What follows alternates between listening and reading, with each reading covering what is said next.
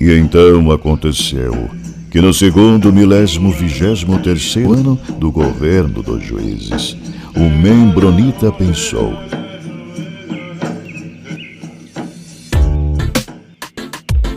chegou a hora. Não tem pra onde correr. Só senta e escuta. Estou estendendo minhas saudações a todos os membronitas sedentos de saber. Então senta, relaxa e se delicia com mais este episódio.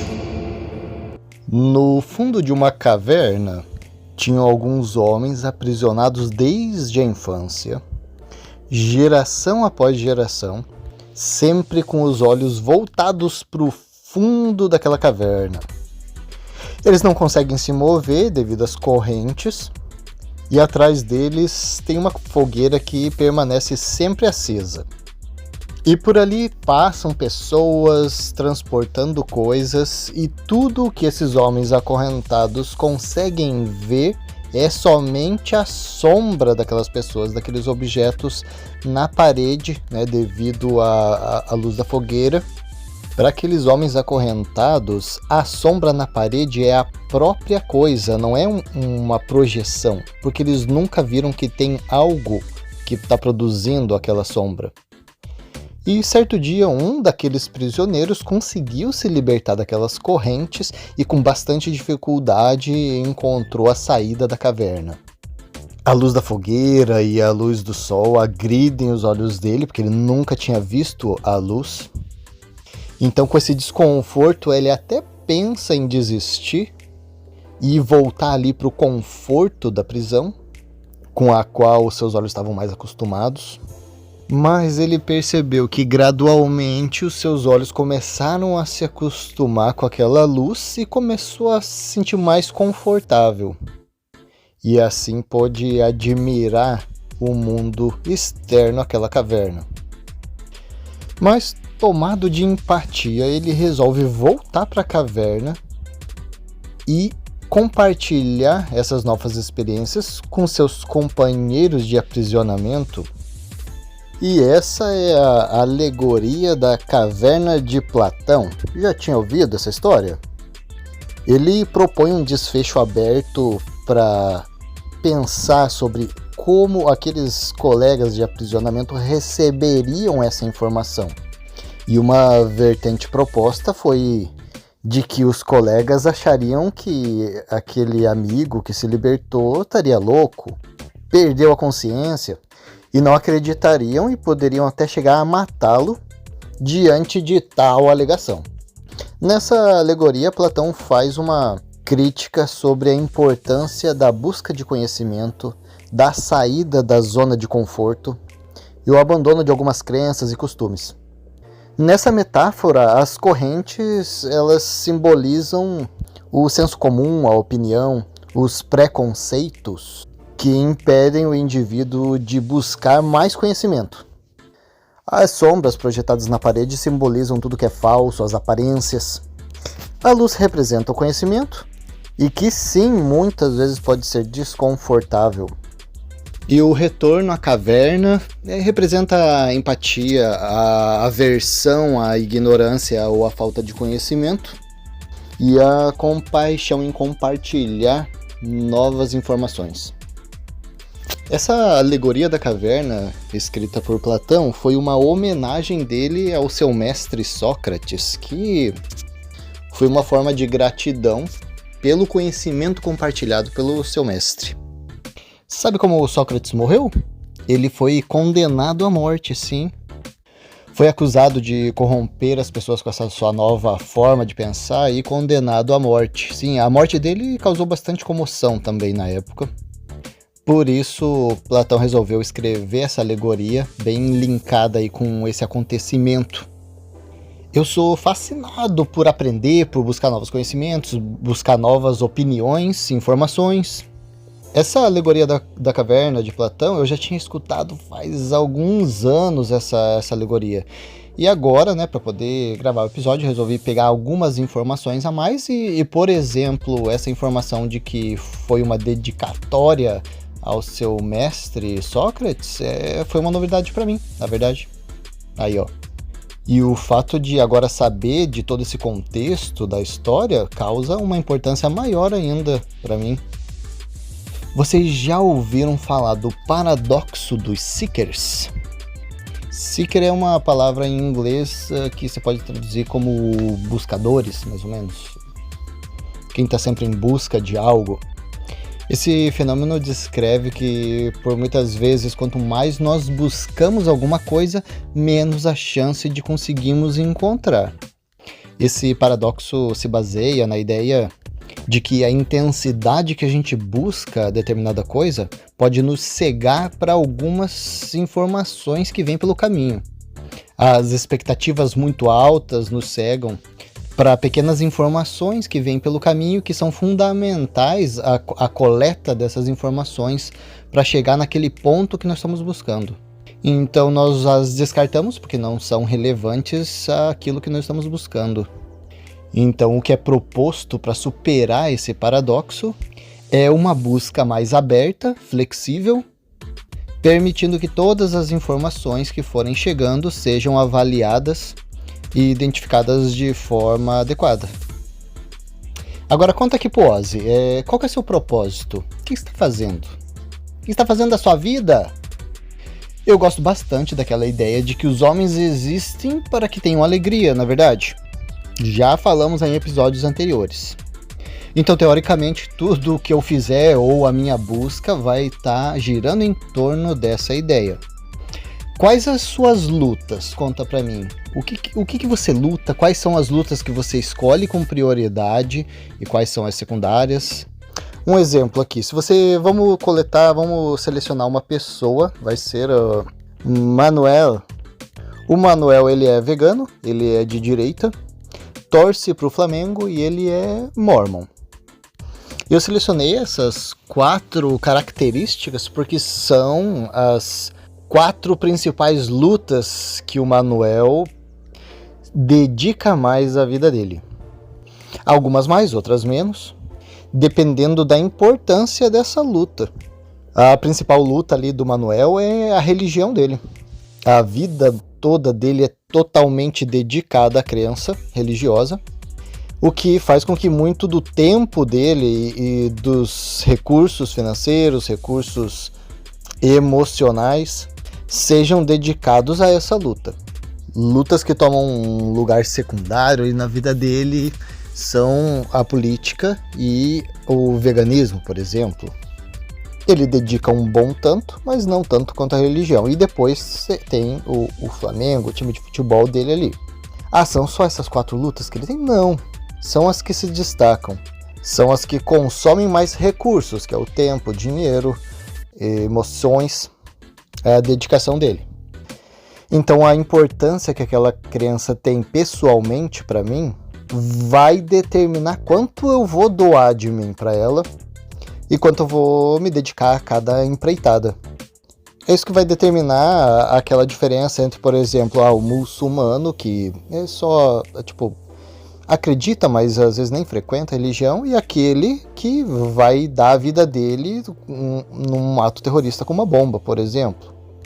Ou o vegano que se sensibiliza pelos animais e decide de vez em quando evitar a carne, e aquele que não come nada e ainda luta pela causa. Esse basicamente é o resultado daquela pergunta: qual é meu propósito? O que eu quero para minha vida, ou o que eu quero para a sociedade? Qual o problema da sociedade? Qual o problema eu quero resolver? Ou no que eu vou focar? Por exemplo, tem muitas lutas, existem muitas áreas que nós podemos focar na nossa vida, então a gente vai selecionar algumas que vão ser o destaque do consumo das nossas energias, do nosso tempo. Isso não quer dizer que, por muitas vezes na nossa vida, nós mudemos o foco, ou que seja uma vergonha mudar de ideia, por exemplo, o que na verdade, por muitas vezes, é um sinal de crescimento. Eu particularmente acredito que uma pessoa que admite sua própria ignorância é uma pessoa muito mais agradável. Não acredito que nós vamos ser detentores de toda a verdade, sempre, sobre todas as coisas. Ou às vezes sobre nada. E o fato de reconhecer isso abre muitas portas para novos conhecimentos, novas informações, como aquela ideia que a gente já falou, né? Só sei que nada sei. Teve um filósofo do século XV chamado Nicolau de Cusa. Ele falou sobre a ideia da ignorância douta, que é justamente essa ideia de reconhecer a própria ignorância e a abertura da mente para a busca de novos conhecimentos. E esse ato nos faz superar a ideia do falso saber, que pode ser um conhecimento falso, equivocado ou incompleto, que é algo similar com o que Sócrates ensinou sobre a ignorância aprendida. O que faz a gente ver o conhecimento com outros olhos. Por exemplo, se eu tenho um conhecimento parcial sobre algum assunto, isso quer dizer que eu também, ao mesmo tempo, tenho uma ignorância parcial. Faz sentido? Então a minha existência aqui, basicamente, eu tenho foco em ser feliz. E essa busca à felicidade inclui a busca a conhecimento, novas informações. E a vida muitas vezes é como uma sonata. Vocês sabem o que determina uma canção ser uma sonata? Esse estilo de música ele tem a estrutura de ABA. Ela sai de um ponto A, vai até o ponto B e depois retorna ao ponto A. Mas ao retornar ao ponto A não quer dizer que ela voltou para onde ela já estava da mesma forma, ela volta diferente porque ela já passou pelo ponto B e ela retorna ao ponto A mais rica, mais encorpada. E aplicando a nossa vida é como se eu estou em casa, eu sou um hobbit e eu vou para uma jornada, uma aventura, e eu vivo toda aquela aventura, e quando eu retorno para casa, fisicamente parece que eu estou no mesmo ponto, mas espiritualmente, intelectualmente, apesar de eu me encontrar no mesmo ponto que eu me encontrava antes da viagem, eu estou muito mais rico, muito mais feliz, muito mais realizado, por exemplo.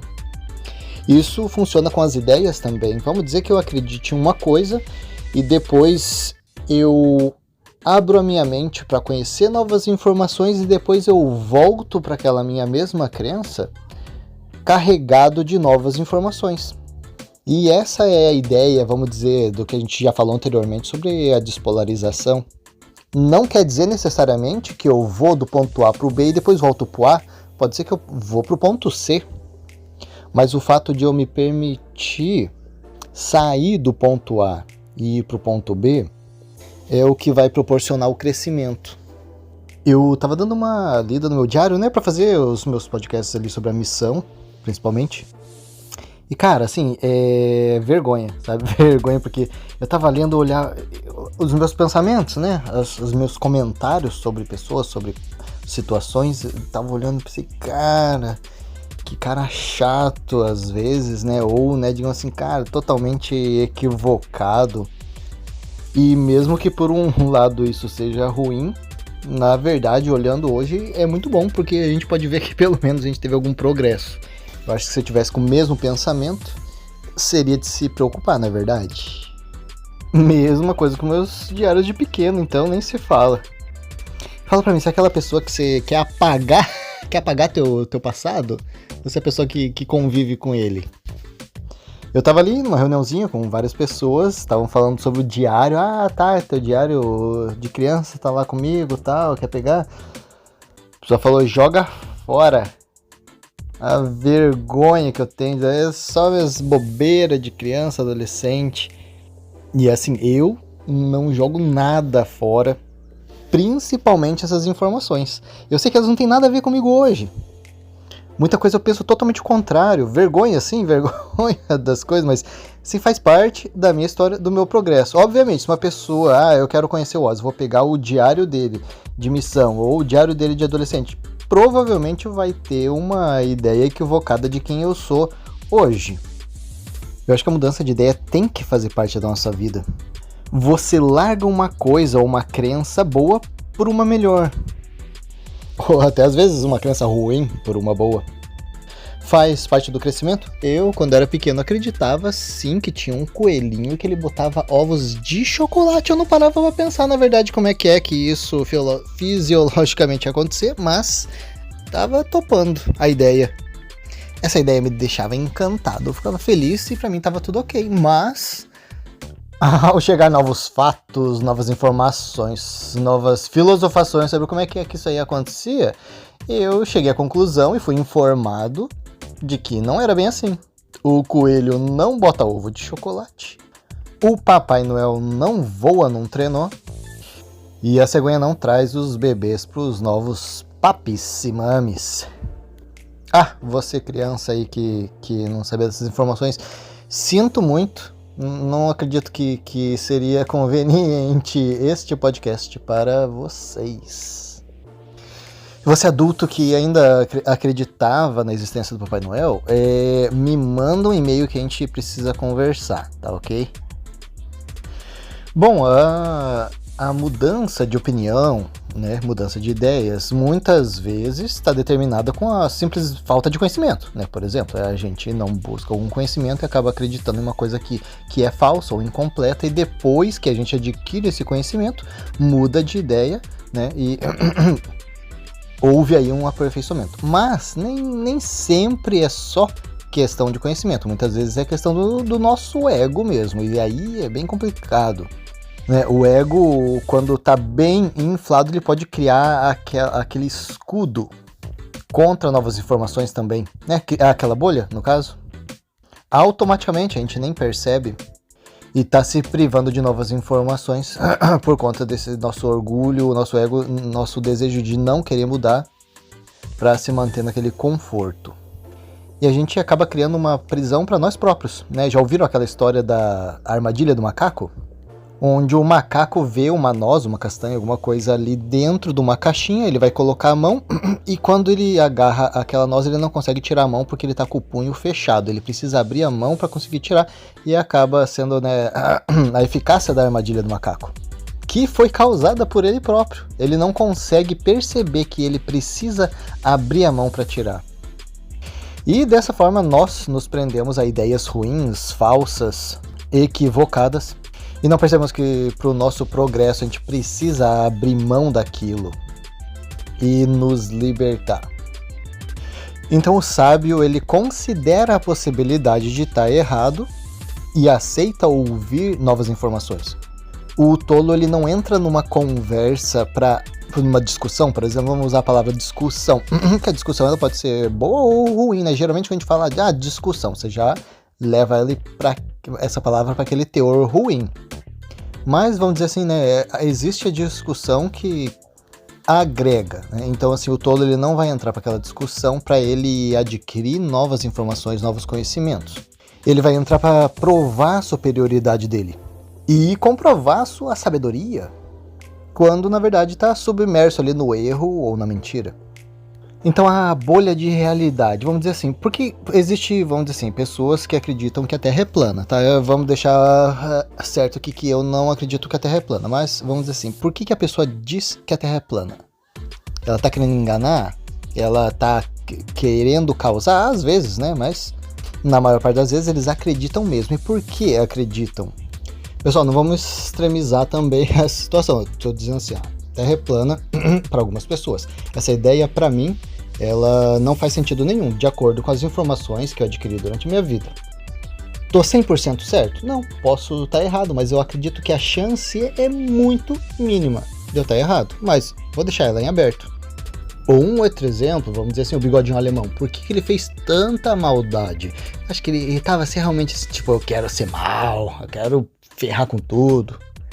Algumas vezes pode ser, mas muitas vezes essas pessoas acreditam sim que estão fazendo certo.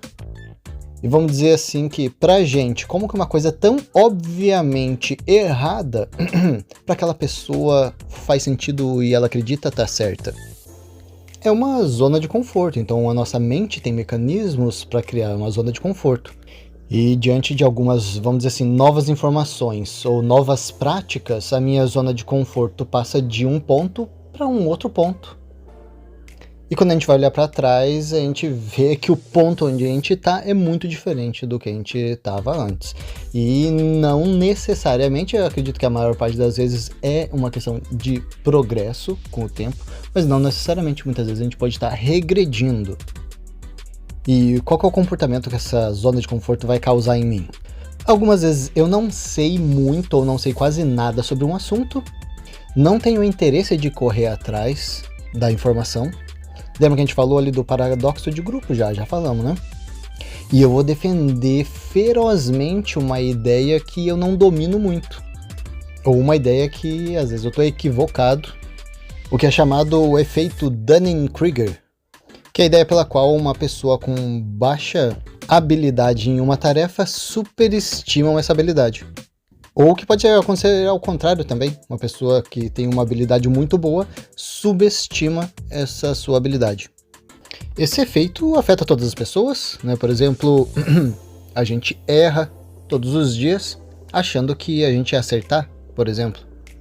Obviamente alguns assuntos são mais importantes, outros menos, mas é importante a gente analisar nosso comportamento diário. Acho que vocês já ouviram aquela frase, né? A justiça encontra-se no meio termo. A frase de Aristóteles, ele acreditava que a justiça é uma virtude e que ela ia se encontrar ali no meio entre os dois extremos. É mais ou menos a ideia, é a mãe da ideia da despolarização. Você consegue imaginar um extremismo no meio? É possível, é difícil pensar, né? Mas é possível. Quando você fala de extremismo e raça humana, não duvide de nada, porque muita coisa pode acontecer. O extremismo de centro ele se dá muitas vezes quando se nega a mudança. Eu sou um médico, chegou um paciente ali com a perna roxa, e daí, né, nós somos 3 médicos, então o primeiro médico ali falou, não vamos fazer nada, ela vai passar, vai desinchar, vai passar. O outro médico falou, não, a gente tem que amputar esse membro, porque senão a pessoa pode morrer. Aí o médico do meio falou, não, eu acho que a justiça vai se encontrar aqui no meio termo, a gente dá uma injeçãozinha de anti-inflamatório e vai passar. E daí, na real, devia ter sido amputado. Então, estamos usando esse exemplo aqui. A amputação de um membro não parece uma coisa radical? Parece, né, um extremismo? Sim. Mas às vezes é necessário. Pode ser que daqui 100, 200 anos a medicina descubra uma forma de solucionar esse problema sem amputação. Mas hoje, com os recursos que temos, a amputação, nesse caso, foi a solução para evitar a morte daquela pessoa. Ou depende da ocasião também. Eu não tenho acesso a um hospital, eu tô aqui no meio da guerra, tô no meio de uma trilha no mato e aconteceu algo e eu preciso amputar esse membro para evitar de que eu morra. Provavelmente se eu estivesse no hospital, a solução seria muito melhor, mas nas atuais condições que eu me encontro, aquela foi a solução. Como, por exemplo, aquele filme 127 Horas. Aí eu sou o cara dos spoilers, então assim, foi mal aí. O filme é antigo, eu já devia ter assistido. Se não assistiu, né, vou passar o spoiler mesmo. E o cara foi fazer algumas trilhas em Utah e acabou caindo. Tava sozinho, aliás, na sua trilha. E ele ficou com a mão presa. Acho que até baseado em fato real. Fato real. Todo fato é real, tá? Baseado em história real. Ele ficou com a mão presa na pedra, né? Ficou ali, né? Provavelmente às 127 horas. E daí a saída para que ele não morresse ali, porque ninguém ia achar ele, foi ele próprio, né? Amputar aquele membro que estava preso, que já estava perdido, né? Provavelmente, se tivesse outras pessoas, poderiam quebrar aquela pedra, poderiam tirar ele não perder aquele membro. Mas, né? Nas atuais circunstâncias, ele teve que amputar para poder salvar a própria vida. Extremismo. Aliás, o clima ficou meio pesado aqui, né? Exemplos de extremismo necessário mediante as circunstâncias. O problema é que às vezes a gente vai achar que, né, sempre o nosso caso, usar do extremismo é o que deve acontecer, a melhor escolha. E é nisso que entra aquela história de por que os extremistas islâmicos, por exemplo, se explodem em bombas para matar outras pessoas, que no caso são os infiéis. Porque exatamente essa ideia passa na mente deles. Deus escolheu eles como um povo escolhido. Escolheu eles como povo escolhido. Pessoal, tá difícil hoje, vamos me ajudar. E as outras pessoas têm que morrer, os infiéis. Então esses atos extremos se fazem necessários na mente deles. E não tenha dúvida que eles acreditam sim que isso é certíssimo. E de que eles acreditam que Deus está orgulhosíssimo deles e vão ser super recompensados por isso. Já vamos entrar nessa parte do fanatismo. Vamos só retomar aqui um pouco sobre defender uma ideia que eu não domino ainda o conhecimento sobre ela. Vamos pegar uma coisa mais atual, que é desarmamento. Teve a época ali que teve desarmamento, depois desarmamento de novo, depois desarmamento, e o pessoal é bem dividido ali, politicamente também falando, sobre a questão do armamento e desarmamento. Agora, eu vou fazer uma pergunta assim bem direta, não tem resposta certa e errada, tá? Você já pesquisou, você já reuniu informações sobre o desarmamento? Vamos dizer assim, pega aí aquela opinião que você tem ali sobre desarmamento, armamento. O que você acha? Tem que liberar? Tem que confiscar? Vamos dar exemplos. Estados Unidos libera a arma, vamos dizer, no Texas. Tá. Acaba tendo muito ataque em escolas, muito ataque de pessoas no trânsito ou em casa, acidentes com arma, com crianças e tal. É um argumento. Brasil, se você retira a arma da população, as mortes vão continuar acontecendo porque os bandidos não vão entregar suas armas e daí vai ficar só a população desarmada e a bandidagem armada. É um outro argumento. Aqui na Inglaterra, o acesso à arma é muito difícil. Na verdade, não vejo assim, nem a própria polícia usa arma, eles mal usam um cacetete, taser, às vezes. Então, muito difícil você ver alguma notícia sobre violência armada.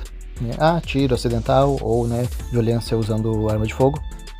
Agora, são muitos fatores que devem ser levantados e muitas vezes a gente que não domina a informação já quer botar aquela opinião formadíssima e defender ferozmente aquele ponto de vista sem ter informação nenhuma sobre o assunto. Vamos dizer, eu, Ozzy, política, cara, não entendo quase nada. Entendo o que a maioria entende e me considero muito pouco apto a falar sobre política, o que na verdade pessoas que às vezes têm até menos conhecimento do que eu se acham profissionais no assunto.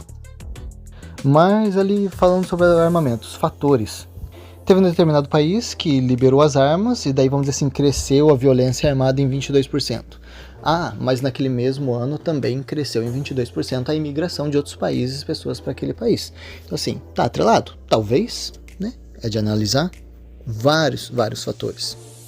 Então não sejamos zumbis de uma ideologia, e assim, zumbi é uma comparação bem boa para isso, aquela pessoa fica ali rastejando, não, mas assim, tá defendendo ferozmente aquele assunto. Vamos tomar cuidado.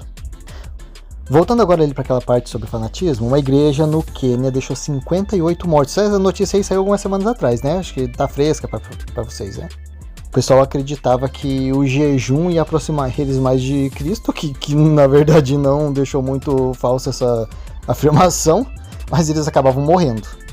Literalmente de fome voluntária. Algumas, a polícia quando foi socorrer e resgatar essas pessoas, elas fugiam porque elas queriam continuar com aquele jejum. Se negavam a interromper aquela prática. Teve uma mulher que conseguiu fugir, e ela fugiu por quê? Porque ela fugiu com os filhos. Porque ela viu que aquilo ali não estava certo, então ela realizou que aquela prática, não está certo isso aqui, o pessoal está morrendo, e ela sabia que se ela falasse pro marido, o marido provavelmente não ia interromper a fuga dela, não ia acreditar nela. Ela pegou as crianças e fugiu.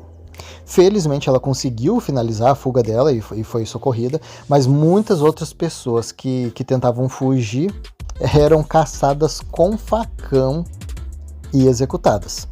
Então tinha ali as pessoas que acreditavam fielmente que aquilo era o certo, tinha as pessoas que começaram a desconfiar e tentavam fugir, Mas vamos falar sobre aquelas pessoas que acreditavam fielmente.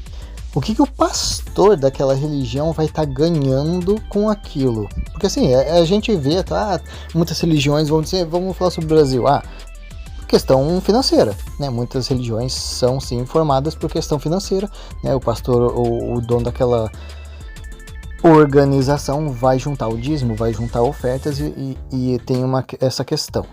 Agora, o que leva um pastor como o dessa religião no Quênia as fiéis serem mortos.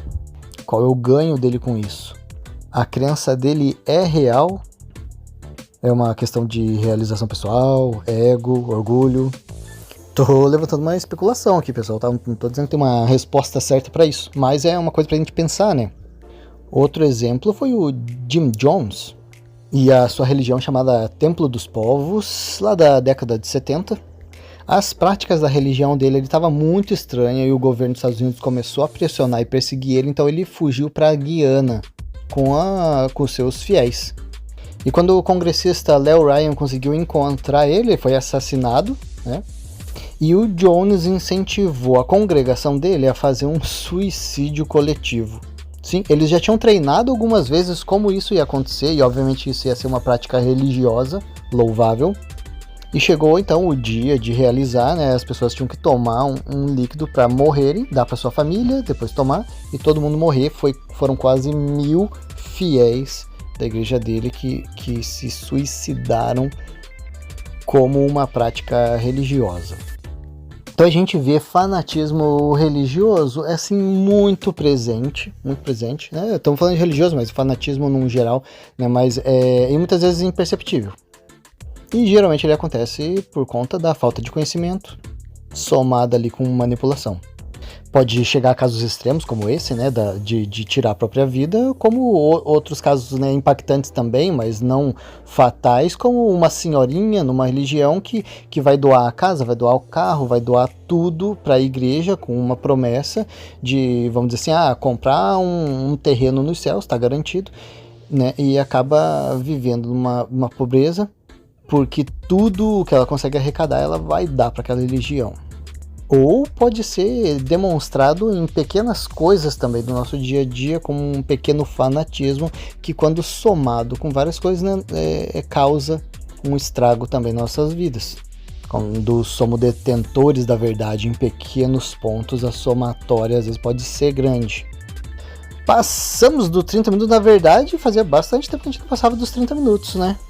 Mas é isso, não podia, na verdade ficou bastante assunto pendente, mas vamos terminar por aqui. E fica aí a ideia, dá uma limpada na sua vida, no que tiver de fanatismo, para ver se não tem nada te travando.